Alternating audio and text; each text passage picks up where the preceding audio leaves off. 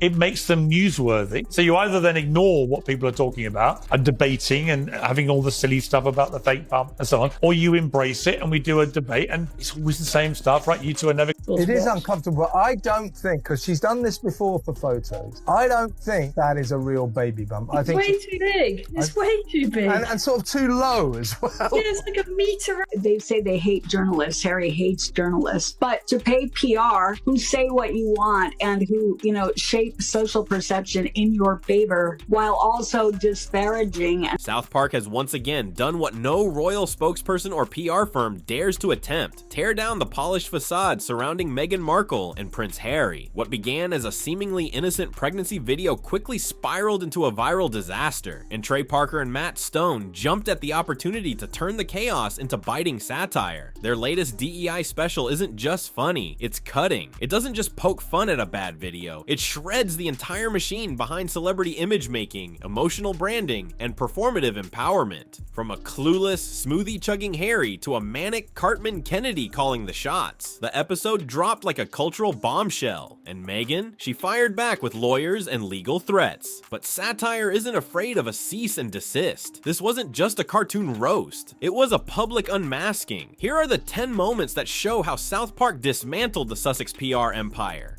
This particular episode was quite scathing in the grains of truth that it held. I'm not sure how the Sussexes are taking it. Obviously, it is a cartoon, but there's so many moments of truth in that episode that makes it so funny. And then they put out pictures of Lilibet, but it doesn't. You see her half covered. Right. What you always see is Meghan. So it's all about Meghan again. South Park has always gone for the jugular, but this time their target was unmistakable: Meghan Markle, and the hit brutal. The episode zeroed in on the glaring irony that's followed Meghan and Harry for years, crying out for privacy while staying glued to the public eye. Their recent pregnancy video gave the show all the ammunition it needed: awkward hospital room dancing, forced vulnerability, and Instagram-ready moments all wrapped in one. South Park didn't just mock the video, they dissected the contradiction at its core. They revived their classic worldwide privacy tour parody, this time crammed into a delivery room set, and turned Meghan and Harry into animated parodies of their own contradictions. The message couldn't be clearer. If you're broadcasting your life for profit, you forfeited the right to complain about exposure. Privacy in their world has become just another performance, and South Park wasn't buying it. They say they hate journalists. Harry hates journalists. But to pay PR who say what you want and who, shape social perception in your favor while also disparaging and lying about others, thereby reaching their privacy, I think the whole, worldwide privacy tour is hysterical. What was supposed to be a touching, intimate moment quickly turned into a full-blown PR disaster. Meghan Markle's pregnancy video, complete with awkward dancing, scripted lines, and camera-ready poses, landed with a thud. Instead of admiration, it sparked cringes across social media and quiet alarm in Hollywood circles. Insiders at companies like A24 and Paramount began stepping back, and for many, this wasn't just a misstep, it was confirmation. The video reinforced long-held suspicions that Meghan's image is more about performance than authenticity. This wasn't just another bad post, it became a tipping point, and South Park pounced. Trey Parker and Matt Stone didn't see a one-off flop, they saw a cultural signal, a spotlight on how celebrity vulnerability has become commercialized. Meghan's polished moment became the perfect launchpad for satire, and South Park seized it, turning a viral miscalculation into a vicious, hilarious takedown. They're putting themselves on the world stage using expensive PR while demanding privacy, while writing books, while being on Oprah that had 50 million viewers.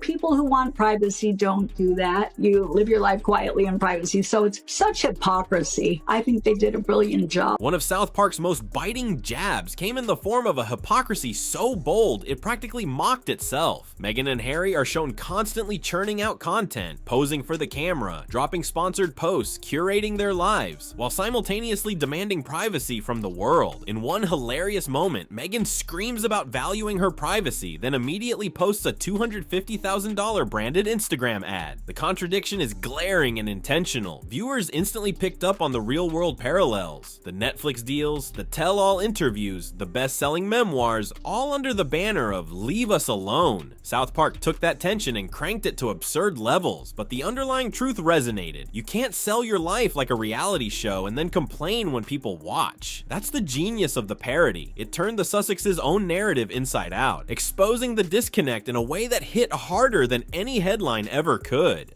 It is uncomfortable. I don't think, because she's done this before for photos, I don't think that is a real baby bump. I It's think way too big. It's way too big. and sort of too low as well. Yeah, it's like a metre out there. I mean, it looks the wrong shape. Where's she going to give birth there? Through her knees or something? I mean, that is too low. Enter one of South Park's sharpest satire weapons to date, Cartman Kennedy, a chaotic blend of Eric Cartman's bratty energy and Kathleen Kennedy's corporate Hollywood persona. This new character is the unhinged director calling the shots behind Meghan's overproduced pregnancy video. Clad in a power suit and screaming for more twerking and maximum feminist energy, Cartman Kennedy isn't just there for laughs. She represents everything broken about modern Hollywood. Every line drips with overused jargon, curated, iconic, empowered, as if buzzwords can mask emptiness. South Park brilliantly uses her to torch the way feminism has been commodified into shallow performance. In this world, Meghan's baby bump is a costume, her vulnerability is directed, and her entire image is manufactured. Cartman Kennedy doesn't mock one woman. She exposes an entire media ecosystem that trades authenticity for engagement metrics. The message is loud and brutal. If it looks curated, it probably is.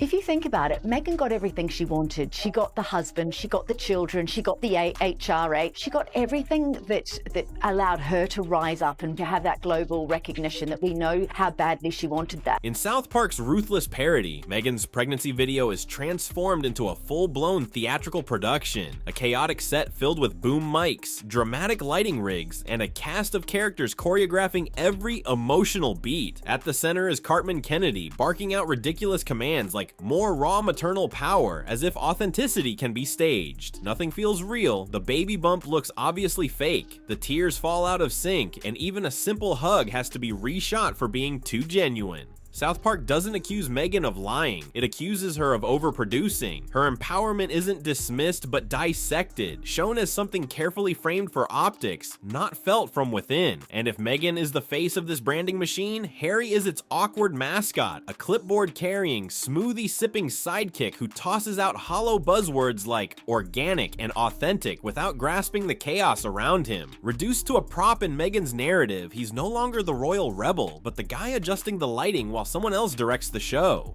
It makes them newsworthy. So you either then ignore what people are talking about and debating and having all the silly stuff about the fake pump and so on, or you embrace it and we do a debate and it's always the same stuff, right? You two are never going to give an inch. I'm never going to give an inch the other way. We're losing time from our lives. We're never going to get back. While South Park was busy animating its latest chaos, Meghan Markle's response was anything but cartoonish. The moment her team got wind of the parody, they sprang into action. Legal reps reached out, cease and desist letters flew, and the message was clear. This was, in their view, a cruel attack on a woman during a vulnerable time, but in trying to shut it down, they only poured gasoline on the fire. Rather than backing off, Trey Parker and Matt Stone doubled down. Animators worked overtime, and what began as a sketch was elevated to the centerpiece of the episode. Paramount reportedly had no objections, even calling Meghan's legal outrage better than marketing. Satire, after all, is fiercely protected under US law, and South Park has built an entire empire on skirting the line without crossing it. Meghan's attempt to silence the mockery only amplified it. South Park didn't just survive the backlash, they turned it into the story. You can't sue a cartoon. It's satire. It is what it is. South Park has done episodes on the royal family, on the royal wedding of Kate and William, for instance. So it's not something that they would be able to sue about. And I genuinely just don't believe it, really. The episode's climax is a fake movie trailer titled Respect Our Pregnancy, a chaotic blend of dramatic camera shots, bloopers, hashtags like empowerment filtered, and Meghan posing with a fake baby bump. Cartman Kennedy directs the madness, shouting for raw maternal power, while Harry offers cringeworthy buzzwords. It's a brutal parody of how private moments are packaged for public consumption. More than mocking Meghan, South Park exposed the formula: trauma plus performance equals profit. But this wasn't just a roast, it was a reality check. South Park peeled back the layers of Meghan's brand, revealing how curated and controlled it really is. Viewers laughed, winced, and for the first time, saw the playbook behind the persona. Meghan's reputation took a hit, and South Park came out as more than comedy. They became culture critics critics. In a world obsessed with image, the harshest truth isn't shouted, it's laughed at. And this time, the punchline stuck.